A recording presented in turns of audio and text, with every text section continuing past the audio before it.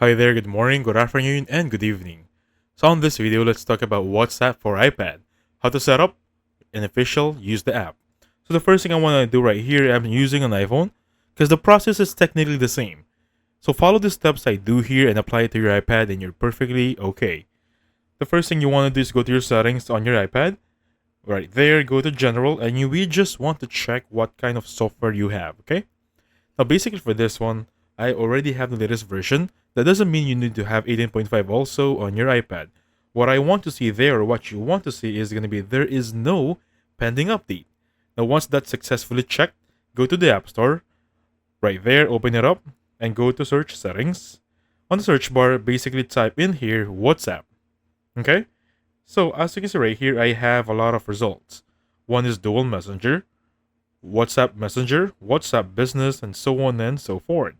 You also have Messenger Duo for WhatsApp. We don't need that one, we only need this one. The most basic WhatsApp application, that would be WhatsApp Messenger. Now, just to make sure, I'm just gonna type in WhatsApp here, and there we have it. WhatsApp Messenger is the one to go through, and as you can see right there, I'm assure you, you will see this now on your Messenger.